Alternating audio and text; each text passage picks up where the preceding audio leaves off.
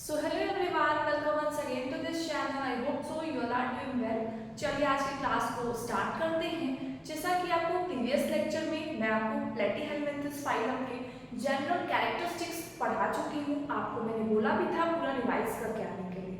तो आज क्या करते हैं, जिन स्टूडेंट्स ने अभी तक नहीं लिखा है उसको, तो हम लोग फाइलम प्लेटीहेलमिन्थस कर रहे थे।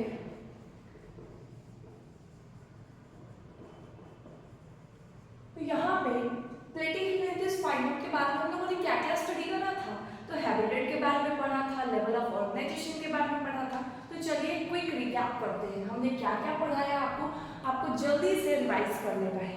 अगर नहीं लिखे हो तो लिख लेना है ना। यहाँ पे रिकैप कर रहे हैं। पहले मैंने बोला हैबिटेट ये कहाँ रहते हैं और ये पैरासाइट्स होते हैं कि सैप्रोफाइट्स होते हैं, तो इस चीज के बारे में मैंने बताया था। लेवल ऑफ ऑर्गेनाइजेशन कैसा था, ऑर्गन सिस्टम था, क्लियर। ऑर्गन सिस्टम था कि ऑर्गन था, ये बताओ। मैंने ऑर्गन सिस्टम बोला, आपने बोला यस। नहीं, ऑर्गन सिस्टम तो मैंने ऐसे ही आपको बताया था कंफ्यूज करने के लिए। इसका level of organisation organ level होता है ना। मुझे एनसीईआरटी के लास्ट पेज में दिया हुआ है टेबल में ऑर्गन सिस्टम, वो एरर है ना, ऑर्गन लेवल उसका होता है। उसके बाद मैंने बात किया था जॉन लेयर्स, फिर coelom, body plan, symmetry, segmentation, notochord. तो इतनी चीजों के बारे में मैंने आपको पढ़ाया था कल। नोटोकॉर्ड सेगमेंटेशन तो होता ही नहीं है, तो इसको तो पहले ही क्रॉस कर दो। सिमेट्री कैसा था, इसमें कैसा सिमेट्री था आपको बताना है। बाइलेटरल सिमेट्री पाया गया था। कैसा सिमेट्री था, बाइलेटरल सिमेट्री। बॉडी प्लान से ब्लाइंड साइड ही बॉडी प्लान था इसका। सीलोम कैसा था, तो ये ट्रिप्लोब्लास्टिक था। जॉन लेयर्स ट्रिप्लोब्लास्टिक, सीलोम इसको एसीलोमेट ही बोलते हैं। तो मैंने आपको कंफ्यूजन के लिए इसके रिलेट भी कराया था कि अगर ये एसीलोमेट है तो ये ट्रिप्लोब्लास्टिक कैसे हुआ, तो इसका रीजन आपको खुद से लिखना है। उसके बाद लेवल ऑफ ऑर्गेनाइजेशन हो गया, हैबिटेट हो गया। तो इतनी चीजों के बारे में मैंने इस फाइलम के बारे में कंप्लीट कर रखा है। आज हम लोग पढ़ेंगे, अब मैंने आपको प्रीवियस लेक्चर में ये भी बताया था कि ये पैरासाइट्स होते हैं या फिर ये फ्री स्विमिंग फ्री लिविंग भी हो सकते हैं। तो अगर पैरासाइट्स है तो इनका एडेप्टेशन कैसा होगा, है ना। तो पैरासिटिक एडेप्टेशन के बारे में पढ़ेंगे, क्लियर। तो हेडिंग लगाना है पैरासिटिक एडेप्टेशन। अब पैरासिटिक एडेप्टेशन का मतलब क्या होता है, पैरासाइट्स का तो मतलब वही होता है जो ऑर्गेनिज्म दूसरे और अदर ऑर्गेनिजम्स जिसको होस्ट बोल लो उस पर डिपेंड रहते हैं, उनके फूड और न्यूट्रिशन को ऑब्जर्व करते हैं, एब्जॉर्ब करते हैं, है ना। तो ऐसे ऑर्गेनिजम्स को क्या बोलते हैं, पैरासाइट्स बोलते हैं। तो यहाँ पे मैंने आपको बताया था कि प्लेटीहेलमिन्थस इनके फाइलम्स में जो भी ऑर्गेनिज्म बिलोंग करते हैं वो पैरासिटिक भी होते हैं, है ना। जैसे एग्जांपल में आप पढ़ोगे टीनिया, फेस्टिवोला, है ना। तो इसके बारे में आप पढ़ोगे आगे। तो इसके बारे में लिखते हैं, इनके पास दो ऐसी चीजें होती है। बहुत बार क्वेश्चन आ चुका है इस फाइलम के इस कैरेक्टरिस्टिक्स पे, हुक्स एंड सकर्स। क्या होता है, हुक्स एंड सकर्स। अब इसके बारे में पढ़ेंगे, हुक्स क्या होता है, क्यों काम करता है, सकर्स क्या होता है, क्लियर। चलो, तो हुक्स may be present। अब देखो एनसीईआरटी यहीं पे गेम खेलती है, यहाँ हुक्स में लिखती है हुक्स may be present, और आप क्या रीड करोगे इसको, हुक्स प्रेजेंट ही होता है। तो ऐसा ही पूरा श्योर नहीं, ये may भी है ना, hooks may be present, clear. तो ये may भी को याद रखना है क्योंकि अधिकतर कंफ्यूजन वाले जो सवाल होते हैं might, must, statement based question में यही सब लाइन्स उठाया जाता है ना, इसलिए मैं इसको पॉइंट आउट करके बता रही हूँ। Hooks may be present in some of the organisms, और हुक्स का काम क्या होता है, अटैचमेंट के लिए, उसको पकड़ के रखने के लिए हुक्स प्रेजेंट होता है, क्लियर। तो क्या लिखा मैंने, hooks may be present in some of the organism for attachment। अब इसमें कौन कौन से ऑर्गेनिज्म आते हैं यहीं पे आप लिख लोगे तो आगे चल के याद करने में बहुत इजी हो जाएगा, है ना। तो यहाँ पे आप क्या लिखोगे, ब्रैकेट करके टीनिया, ये इसका दो एग्जांपल्स है, इसके बारे में लिख लोगे। तो अभी तक हमने कुछ पढ़ा ही नहीं है, अभी तक जितना भी मैंने पढ़ाया है वो तो प्रीवियस लेक्चर का रिकैप कराया है। अभी तो सिर्फ हमने एक पॉइंट पढ़ा कि इनके पास एक कैरेक्टरिस्टिक्स होती है कि ये पैरासाइट्स हो सकते हैं। तो पैरासाइट्स अगर है, अब मान लो मैंने आपको बताया था, एक चीज इससे भी रिलेट कर सकते हो, मैंने क्या बोला था कि इनके फाइलम्स के जो ऑर्गेनिज्म होते हैं या तो ये फ्री लिविंग हो सकते हैं या तो ये पैरासाइट्स हो सकते हैं। तो जो पैरासिटिक होते हैं उन्हीं के पास तो हुक्स होता है, तो फ्री स्विमिंग वाले, फ्री लिविंग वाले तो ऐसे ही रहते हैं। तो इसीलिए यहाँ पे लाइन में क्या लिखा गया, hooks may be present. Clear हो गया? Hooks may be present in some of the organisms for attachment. Example हो गया टीनिया फैसियोरा। इतनी चीजें क्लियर हुई। चलिए अब आते हैं सकर्स पे। सकर्स क्या होता है? सकर्स से ऑर्गेनिज्म एब्जॉर्ब करते हैं न्यूट्रिशन को, न्यूट्रिएंट्स को एब्जॉर्ब करने में हेल्प करता है।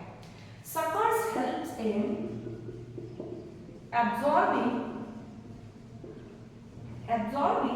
न्यूट्रिएंट्स।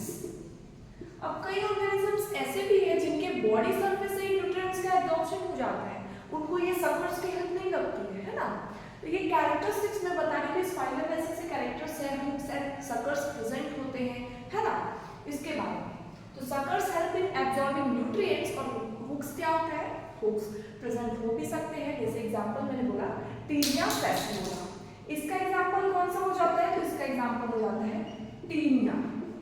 तो दो चीजें आप नोट डाउन करो, फिर एक दो और पॉइंट्स है, उसके बाद हम लोग आते हैं फिजियोलॉजी पे। क्लियर? तो इतनी चीजें क्लियर है। हुक्स का एग्जांपल क्या होगा? आपको करेक्शन करना है, एनसीईआरटी में सिर्फ टीनिया दिया हुआ है तो वही लिखना है ना, और सकर्स में दोनों दिया गया है, टीनिया फैसियोरा, तो उसको आप करेक्ट कर लेना है ना। एनसीईआरटी जिस हिसाब से चलेगी उसी हिसाब से हमको चलना है। उसके बाद थर्ड पॉइंट आता है कि कुछ ऑर्गेनिजम्स में ऐसा होता है कि जनरल बॉडी सरफेस से न्यूट्रिएंट्स एब्जॉर्ब हो जाते हैं। ये मैंने अभी बताया, इसमें तो कोई नई बात है नहीं, है ना, तो इसको बस लिखना है। Some organisms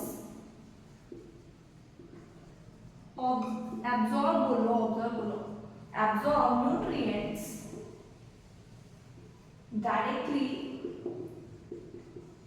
from the body surface। तो कुछ तो ऑर्गेनिज्म डायरेक्टली एब्जॉर्ब कर लेते हैं, लेकिन कुछ के पास टेगुमेंट प्रेजेंट होता है। अब ये नई चीज है, टेगुमेंट क्या है? तो टेगुमेंट का कुछ अलग मीनिंग नहीं होता है, इसका मतलब होता है बॉडी वॉल। क्या मतलब होता है? Body wall. तो यहाँ पे एक और पॉइंट लिख लेना है, सम ऑर्गेनिजम्स हैव टेगुमेंट, जिसको आप बोल लो body wall,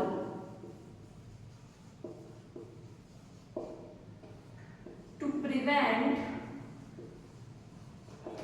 the action of enzyme within the host। तो कुछ के पास डायरेक्टली एब्जॉर्ब हो जाता है, कुछ ऑर्गेनिजम्स के पास ये टेगुमेंट्स होते हैं जिनके कारण ये जो एक्शन एंजाइम्स का होता है ये होस्ट पे डिपेंड रहते हैं, तो उनके एंजाइम्स से अपने खुद को बचाने के लिए इनके पास टेगुमेंट प्रेजेंट होता है, बॉडी वॉल प्रेजेंट होता है। तो इतनी चीजें फटाफट इसको लिखिए। अब आते हैं फिजियोलॉजी पे और उसके बाद एग्जांपल्स पे। कंटिन्यू चल रहा है अभी, तब तक आप समझिए, फिर इस पे लिखते हैं। फिजियोलॉजी का मतलब क्या होता है? जैसे हमारे अंदर digestive system, respiratory system, excretory system, जैसा कि अभी तक हमने जितने भी फाइलम्स के लिए पढ़ते आए हैं, है ना, जैसे पोरिफेरा के बारे में हम लोगों ने पढ़ा, उनके कैरेक्टरिस्टिक्स के बारे में पढ़ा, फिजियोलॉजी के बारे में पढ़ा, एक डायग्राम्स भी बनाया और एग्जांपल्स के थ्रू हमने इसको एंड करा। सेम वैसे सिलेट्रेटा के लिए भी हम लोगों ने किया था, फिर टिनोफोरा के लिए भी वैसे ही किया था। अब आते हैं प्लेटिहेल्मिन्थस के बारे में। फिजियोलॉजी कैसा है इनका, डाइजेस्टिव सिस्टम कैसा है, रेस्पिरेटरी सिस्टम कैसा है, इस चीज के बारे में। तो हेडिंग लगाना है फिजियोलॉजी। डाइजेस्टिव सिस्टम, डीएस मतलब डाइजेस्टिव सिस्टम, तो इनके पास भी इनकम्प्लीट डाइजेस्टिव सिस्टम होता है। कैसा डाइजेस्टिव सिस्टम होता है? इनकम्प्लीट डाइजेस्टिव सिस्टम, यानी कि सिर्फ एक ही ओपनिंग प्रेजेंट होते हैं, दो ओपनिंग सेपरेट ओपनिंग्स प्रेजेंट नहीं होती है। क्या लिखेंगे? Incomplete digestive system. अब बात आती है कि इनकम्प्लीट तो है, मान लिया इनकम्प्लीट है, लेकिन इंट्रासेलुलर है कि एक्स्ट्रा सेलुलर है? तो इनका डाइजेशन जो होता है वो एक्स्ट्रा सेलुलर होता है। कैसा होता है, एक्स्ट्रा सेलुलर डाइजेशन होता है। अब यहाँ पे किसी को डाउट नहीं होगा कि इनकम्प्लीट डाइजेस्टिव सिस्टम का मतलब क्या हुआ, एक्स्ट्रा सेलुलर का मतलब क्या हुआ, कोई डाउट नहीं है ना। पूरे फाइलेंस में हम यही करते आ रहे हैं, तो इसमें कोई डाउट नहीं होना चाहिए। अब आते हैं रेस्पिरेटरी सिस्टम। तो रेस्पिरेशन के कैसा होता है, तो इनका सिर्फ और सिर्फ डिफ्यूजन से पूरी बॉडी में रेस्पिरेशन हो जाता है। तो डिफ्यूजन अक्रॉस बॉडी सरफेस। अब किसी को डिफ्यूजन टॉपिक में डाउट है क्या, चलो एक बार बता देंगे। Diffusion across body surface. अब डिफ्यूजन का मतलब क्या होता है, exchange of gases from higher concentration to lower concentration. हम लोग हमेशा से तो यही डेफिनेशन पढ़ते आ रहे हैं ना डिफ्यूजन का। चलो एक एग्जांपल के थ्रू समझाते हैं। जैसे मान लो मम्मी क्या कर रही है, किचन में एकदम मन पसंदीदा आपके लिए खाना बना रही है और आप रूम में पढ़ाई कर रहे हो। अब पढ़ाई में मन लग नहीं रहा है, सोच रहे हो कब टाइम बीतेगा कि खाना हमको मिलेगा, तो आपको क्या आएगा, वहां से जो डिफ्यूजन प्रोसेस समझा रहे हैं ना, किचन से स्मेल फूड का आपके रूम तक आ गया। तो ये कैसे पॉसिबल हुआ, वहां पे हायर कंसंट्रेशन था और आपके रूम में कोई भी कंसंट्रेशन अभी तक नहीं आ रहा था, तो हायर कंसंट्रेशन से लोअर कंसंट्रेशन की ओर वो गैसेस का मूवमेंट होने लगा। क्लियर, तो इसी को क्या बोलते हैं, डिफ्यूजन बोलते हैं। चलिए अब आते हैं सर्कुलेटरी सिस्टम। तो सर्कुलेटरी सिस्टम के बारे में एनसीईआरटी में कुछ भी नहीं दिया गया है, तो इसको क्रॉस कर देंगे। उसके बाद आते हैं एक्सक्रीटरी सिस्टम, यानी कि एक्सक्रीशन कैसे होता है इनके पास। तो ये जो टॉपिक है एक्सक्रीशन वाला, ना जाने कितनी बार ऐसे क्वेश्चन पूछता है, मैच द कॉलम में पूछ ले या सिंपली मल्टीपल चॉइस में पूछ ले। एक्सक्रीशन टॉपिक में आपको ये पूछेगा कि फ्लेम सेल्स किस फाइलम में बिलोंग करते हैं, किस फाइलम में फ्लेम सेल्स पाया जाता है, इससे क्वेश्चन आ रखे हैं। तो आपको क्या आंसर करना है, प्लेटिहेलमिन्थेस। तो यहाँ पे क्या लिखेंगे, फ्लेम सेल्स। अब ऐसा नहीं है जैसे मैं आपसे एक क्वेश्चन पूछूं कि हमारे ह्यूमन किडनी का क्या काम है, तो आपका सिर्फ जवाब यही होगा कि एक्सक्रीशन काम है ना, खाली वेस्ट प्रोडक्ट को रिमूव करने का काम है। लेकिन जब आप excretory products and elimination chapter पढ़ोगे, है ना, जब हमारा ह्यूमन फिजियोलॉजी स्टार्ट होगा, तो एक्सक्रीशन वाला जो चैप्टर है उसमें पढ़ोगे, तो आपको पता लगेगा कि ह्यूमन जो किडनी है, यानी ह्यूमन का किडनी क्या काम करता है। तो ये एक्सक्रीशन तो करता है, नो डाउट एक्सक्रीशन करता है, लेकिन उसके साथ साथ ये ऑस्मो रेगुलेशन भी करता है। अब ऑस्मो रेगुलेशन का क्या मतलब हो गया, यानी कि आयनिक कंसंट्रेशन को बैलेंस करना, है ना, बैलेंसिंग का भी काम करता है। तो क्या क्या लिख देंगे, एक्सक्रीशन प्लस ऑस्मो रेगुलेशन। तो वैसे ही सेम काम फ्लेम सेल्स का है यहाँ प्लेटिहेलमिन्थेस के फाइलम में। फ्लेम सेल्स किस किस काम करेगा, क्या काम करेगा, फ्लेम सेल्स पहले तो एक्सक्रीशन करेगा, उसके बाद ये ऑस्मो रेगुलेशन भी करेगा, यानी कि आयनिक बैलेंस को भी मेंटेन करेगा बॉडी में। तो ये चीजें क्लियर हो गई। इसके बाद आते हैं नर्वस सिस्टम। तो नर्वस सिस्टम के बारे में एनसीईआरटी नहीं दिया गया है, एनसीईआरटी में कि नर्वस सिस्टम कैसा है, सर्कुलेटरी सिस्टम कैसा है, इसके बारे में कोई भी चीजें नहीं दी गई थी। तो यहाँ पे मैं आपको ये नहीं बताऊंगी, बट इसका नर्वस सिस्टम आप जब आगे पढ़ोगे तो इसका नर्वस सिस्टम ब्लैडर लाइक होता है ना, बट उसके बारे में एनसीईआरटी नहीं दी गई है, तो आपको यहीं तक पढ़ना है। इसके बाद आते हैं रिप्रोडक्शन कैसे होता है, फर्टिलाइजेशन कैसे होता है और डेवलपमेंट कैसे होता है। ये चीजें भी मेन है ना, हर फाइनेंस में हम लोग करते आ रहे हैं, यही चीजें फॉलो हो रही है। तो आपको लास्ट तक जब हम लोग एसके हेलमिन्थेस कंप्लीट करेंगे, तो आप पांचों फाइलम्स में क्या करोगे, सारी कैरेक्टरिस्टिक्स को एक कॉलम बना के लिखोगे और तब उसको याद करोगे, क्योंकि एग्जांपल्स और कैरेक्टरिस्टिक्स बहुत ज्यादा इंपॉर्टेंट है सारे फाइलम्स के। अब 6 पे आते हैं, 6 है रिप्रोडक्शन। तो ये कैसे रिप्रोड्यूस करते हैं, तो ये बाइसेक्सुअल। इसके बाद आते हैं फर्टिलाइजेशन। फर्टिलाइजेशन कैसा है इनका, इंटरनल। 8 पे आते हैं डेवलपमेंट। डेवलपमेंट कैसा है, इनडायरेक्ट। अब देखो ये सारा मतलब आपको पता है कि इंटरनल फर्टिलाइजेशन क्या होता है, एक्सटर्नल फर्टिलाइजेशन क्या होता है, बाइसेक्सुअल कौन से ऑर्गेनिज्म होते हैं, यूनिसेक्सुअल का मतलब क्या होता है, हर्माफ्रोडाइट का मतलब क्या होता है, इनडायरेक्ट डेवलपमेंट का क्या मतलब होता है, डायरेक्ट डेवलपमेंट का क्या मतलब होता है। सबको सब कुछ अब तक पता चल गया होगा। तो अभी यहाँ पे सिर्फ आपको क्या काम है, इस सब चीजों को याद करना है, कैरेक्टरिस्टिक्स को याद करते चला कि प्लैटीहेलमिंथस में रिप्रोडक्शन जो होगा वो बाइसेक्सुअली होगा, फर्टिलाइजेशन जो होगा वो इंटरनल फर्टिलाइजेशन होगा, डेवलपमेंट जो होगा वो इनडायरेक्ट डेवलपमेंट होगा, है ना। ऐसे याद करते चलोगे तो पूरे लास्ट फाइनल तक आपको सब कुछ चीजें याद हो जाएगी, है ना, बहुत कुछ याद हो जाएगा। चलिए अब मैं आपको क्या करती हूँ, प्लैटीहेलमिंथस के एग्जांपल्स बताने से पहले मैं आपको पॉलीफेरा के से लेके पूरे सिलेंट्रेटा, टिनोफोरा, तीनों फाइलम्स के मैं आपको एग्जांपल्स याद करा देती हूँ, एक बार रिमाइंड करा देती हूँ। फाइलम पॉलीफेरा में कौन कौन से एग्जांपल थे, यूस्पोंजिया, स्पॉन्जिला, साइकोन, तीन एग्जांपल्स थे। फाइलम टिनोफोरा में कौन से एग्जांपल थे, तो प्लियोडेकिया एंड टिनोप्लेना, दो ही एग्जांपल्स थे। अब आते हैं फाइलम सिलेंट्रेटा जिसको निडेरिया बोलते हैं, उसके कितने एग्जांपल्स थे, तो पहला था हाइड्रा, ऑरेलिया, फाइसीलिया, गर्गोनिया, अडम्शिया, उसके बाद पेनिनसुला, है ना, ओबेलिया। तो पूरे 7 एग्जांपल्स थे। तो आपको पूरी चीजें याद होनी चाहिए विद कॉमन नेम्स भी इंपॉर्टेंट है। तो अब इसके फाइलम्स की सिर्फ और सिर्फ क्या चीजें बची है, तो सिर्फ एग्जांपल्स बच गए हैं। तो एग्जांपल्स में मैंने आपको अभी तक थोड़े बहुत बता रखे हैं, बस थोड़ा सा लिखवाना है, क्लियर। तो इसको नोट डाउन करिए, फिर एग्जांपल्स लिख के एनसीईआरटी पे आते हैं। इस फाइल में सिर्फ 3 एग्जांपल्स आपको याद रखने हैं। चलिए फटाफट इसको कंप्लीट करते हैं।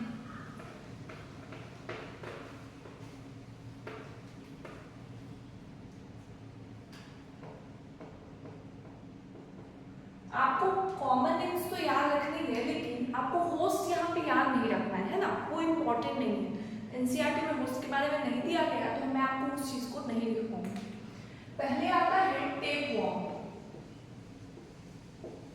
ये कॉमन नेम है क्योंकि अरे साइंटिफिक नेम लिखती हूँ, टीनिया जिसको बोलते हैं टेपवर्म।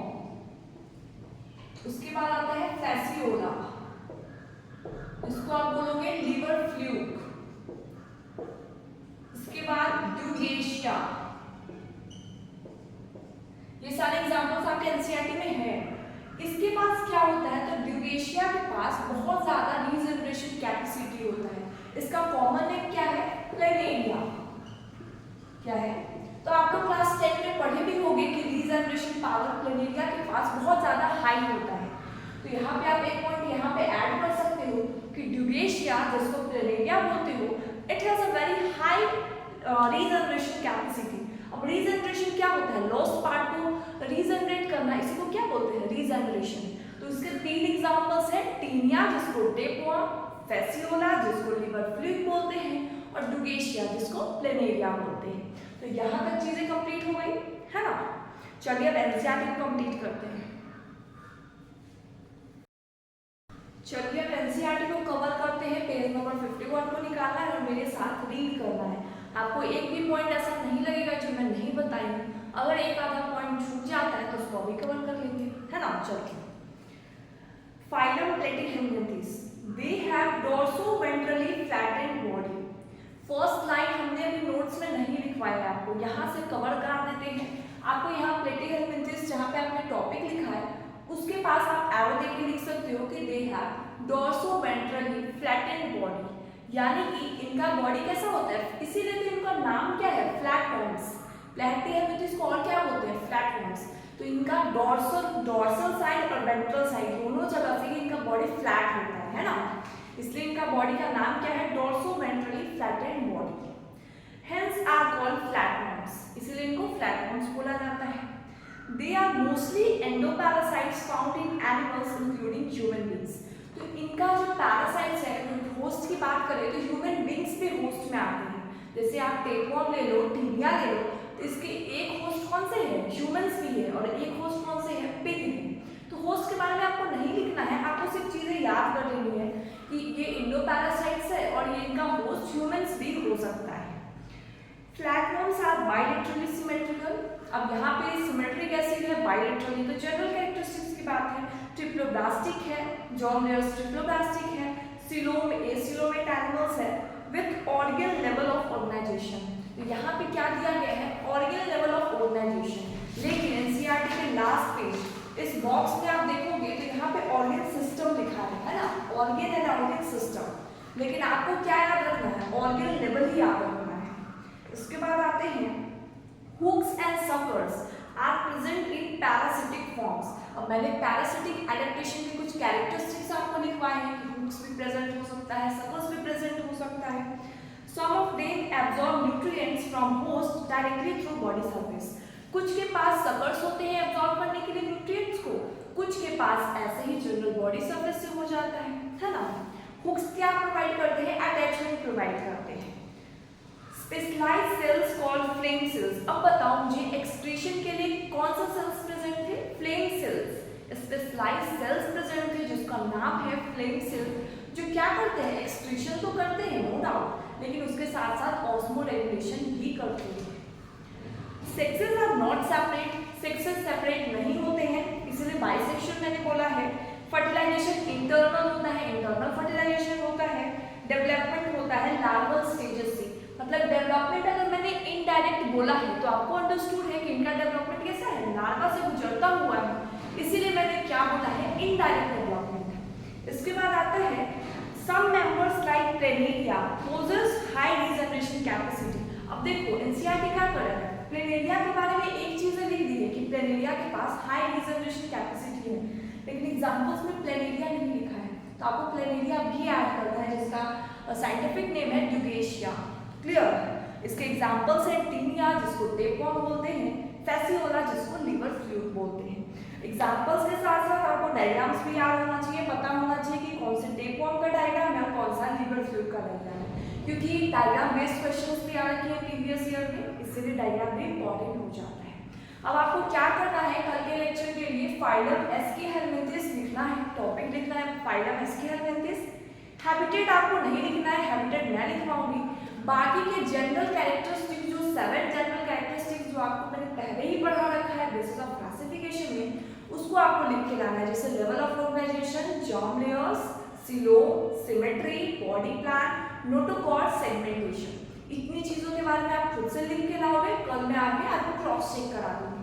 क्लियर। तब तक आपको एनसीईआरटी की रीडिंग लगानी है, अभी तक जितने फाइलम्स हमने कंप्लीट किए हैं उसके कैरेक्टरिस्टिक्स, एक एक कैरेक्टरिस्टिक्स को लर्न करना है और एग्जांपल्स के साथ याद करना है। क्लियर।